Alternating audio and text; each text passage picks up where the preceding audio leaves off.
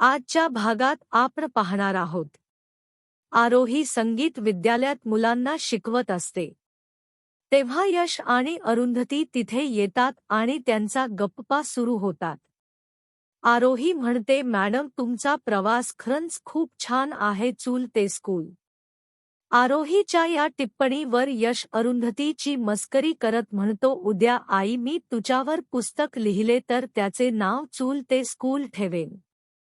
आरोही म्हणते, मॅडम तुम्ही एक शिकवले, कोणतीही सुरुवात करायला परिस्थितीचे बंधन नसते. मी तुमची खूप मोठी फॅन झाली आहे. त्यानंतर यश आरोहीला सांगतो की तुला अडचण आली तर रोज आईकडून पेप टॉक घेत जा, मग तू म्हणशील अरुंधती माता की जय. मग तिघे पूर्ण आवरून संगीत विद्यालयातून बाहेर पडतात आणि यश स्टुडिओला निघून जातो.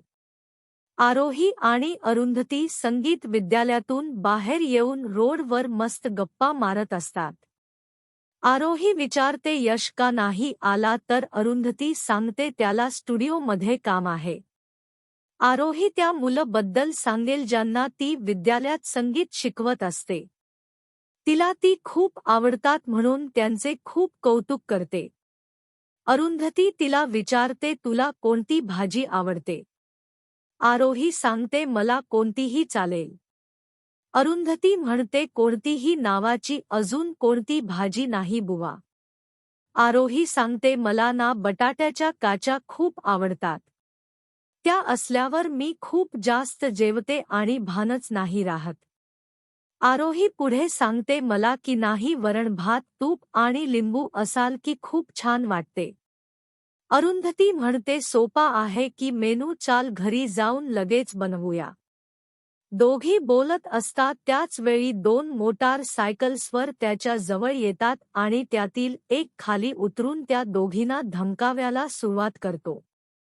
तो सांगतो आमचा मित्र जास्त दिवस आत नाही राहू शकणार, उद्याच तो बाहेर येईल. आणि मूग तुमच्या तंगड्या गळ्यात घातल्याशिवाय राहणार नाही. तुम्हाला माहित नाही तुम्ही कोणाशी पंगा घेतलाय. अरुंधती त्याला सांगत मी ओरडेन आणि पोलिसांना फोने लावायला जाते. तेव्हा ते गुंड मोठमोठ्याने हसता आणि ओरडत लाव पोलिसना फोन म्हणत निघून जातात. ह्या घटनेने आरोही पॅनिक होते. तेव्हा अरुंधती म्हणते घाबरू नको, इथून आपाच घर जवळ आहे, आप तिथे जाऊया.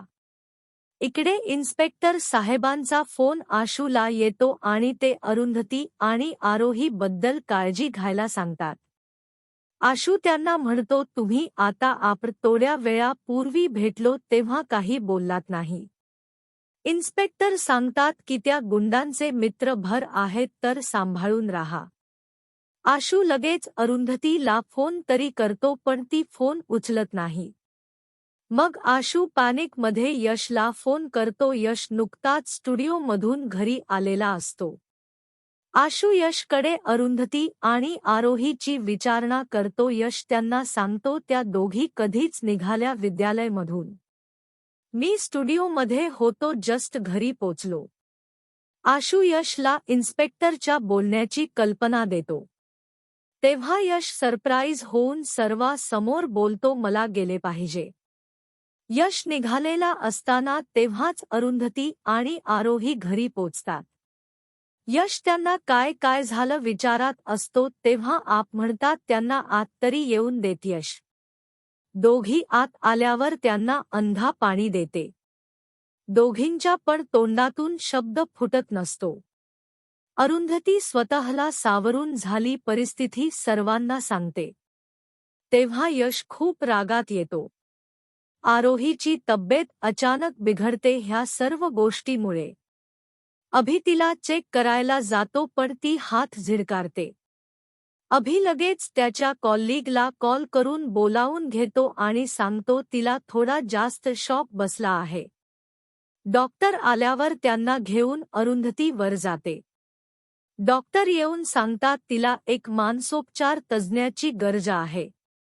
आणि लवकरात लवकर पुन्हा असा शॉक घेतला तर हा आजार सर्व बॉडीमध्ये पसरेल आणि परिस्थिती कठीण होईल. अंधा सांगते मी त्यांचं फील्डमध्ये काम करते, मी ताईला तेच बोलणार होते. यश बोलतो मी तिला घेऊन जाईन, मी ज्यांच्याकडे ट्रीटमेंट घेतली त्यांच्या सोबत काउन्सिलिंग करून घेईन तिचे. डॉक्टर निघून जातात तेव्हा कांचन परत अरुंधतीला बोलायला सुरुवात करते, बघ मी तुला सांगत होते थांबावं हे सर्व. तेव्हा आपा तिला शांत करतात. त्याचवेळी अनिरुद्ध अरुंधतीला सांगतो माझं माझ्या फॅमिलीवर खूप प्रेम आहे आणि मी त्यांना ह्यामध्ये ढकलू शकत नाही. तू कायम म्हणते ना की तुम्हाला कुठे थांबायचं ते काळात नाही, आता तुझी पण तीच गत झाली आहे. अरुंधती सांगते आज जे काही झाले त्यामुळे. लगेच अनिरुद्ध तिला थांबवून बोलतो अरुंधती प्रश्न आजचा नाही आहे, तू मागे काय घडलं आणि पुढे काय घडणार आहे याचा विचार करत नाही आहेस. आज त्यांनी धमकी दिली आहे, हीच धमकी त्यांनी खरी करून दाखवली तर तू काय करशील. आप्पा त्याला सांगतात मग काय आपण घाबरून गप्प बसायचं का. अनिरुद्ध सांगतो आपा हो गप्प बसायचं. अरुंधती तू काही चुकीचं करतेस असं मी म्हणत नाही आहे, पण हे जगच खूप चुकीचं वागत आहे तर आपलं बरोबर वागणंही चुकीचं ठरतं. अंधा म्हणते बाबा भावनेच्या भरात आरोही त्याला वायावर सोडायचं का. अनिरुद्ध सांगतो मी प्रॅक्टिकली बोलतोय, त्या लोकांना आपल्याला संपवायला त्यांना एक सेकंड सुद्धा लागणार नाही आणि हे करण्याआधी ते दोनदा विचार सुद्धा करणार नाहीत. म्हणून तूच विचार कर, त्यांच्याकडे पैसे पॉवर नेटवर्क एवढ्या प्रमाणात आहे की ते कधीही काहीही गमवणार नाहीत, पण आपल्याकडे गमवायला सुद्धा काही उरणार नाही. अरुंधती मी माझ्या कुटुंबाला अजून धोक्यात टाकू शकत नाही, त्यांच्या वाईटचा मी अजून विचार करू शकत नाही. त्यामुळे मी तुला विनंती करतो हे सर्व संपवा, इथेच संपव. आता पुढे काय होणार हे सर्वात आधी पाहण्यासाठी चॅनेलला सबस्क्राईब करा. लगेच धन्यवाद.